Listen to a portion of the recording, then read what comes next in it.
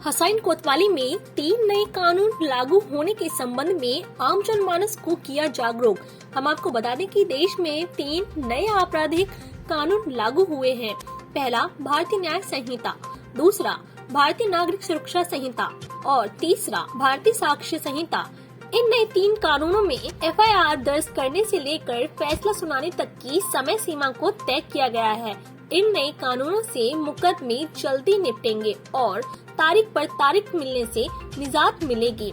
इस कार्यक्रम में हसैन कोतवाली परिसर में क्षेत्रीय अधिकारी सिकंदर आनंद कुमार और धीरज कुमार थाना प्रभारी हसैन के क्षेत्रीय गणमान्य व्यक्तियों को, आम नागरिकों व ग्राम प्रधानों को सभी को पंपलेट वितरित कर कार्यक्रम के दौरान बताया गया। देश में 3 नए कानून लागू हुए हैं, जिससे भारत की आपराधिक और न्याय प्रणाली में बदलाव हुआ है।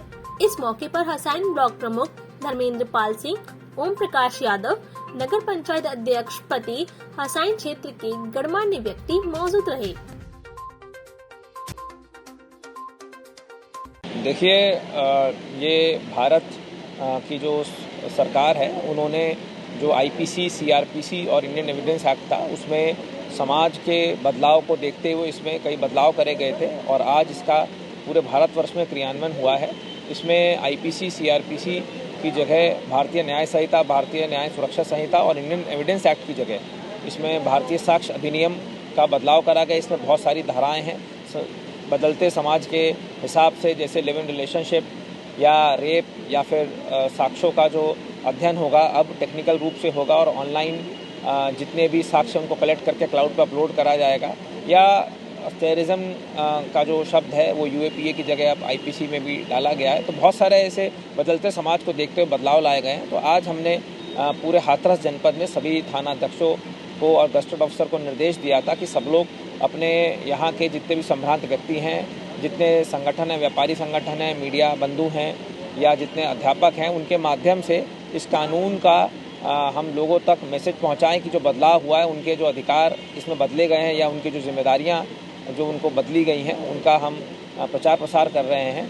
और आज आप लोग के माध्यम से मैं पब्लिक से यही अपील करना चाहूँगा कि जो भी बदलाव हुआ है कानून में, उसको आप अपने हिसाब से समझें, पढ़ें और कोई भी इसमें दिक्कत आती है तो आप अधिवक्ताओं से और पुलिस जो कर्मचारी और अधिकारी हैं उनसे पूछ सकते हैं। देखिए, भारतीय न्याय संहिता है, जो पुराना IPC था वो 1860 का था और वो ब्रिटिश पीरियड के समय इन्फोर्स हुआ था। अब समय, सोसाइटी बहुत बदलाव हो गया है, चीज़ों में टेक्नोलॉजी में बदलाव हो गया है, कहीं ना कहीं सोसाइटी प्रोग्रेस कर रही है। तो उसको देखते हुए बहुत सारा विचार विमर्श करके ये ऊपर से गवर्नमेंट ऑफ इंडिया की तरफ से ये लागू करा गया है। और साथ ही साथ जो एविडेंस एक्ट है, इंडियन एविडेंस एक्ट है, इसमें जितने भी एविडेंसेस हैं अब सारे के सारे ऑनलाइन कलेक्ट करने का प्रावधान करा गया है और इंटीग्रेटेड क्रिमिनल जस्टिस सिस्टम के माध्यम से ये अब क्लाउड पे अपलोड होगा।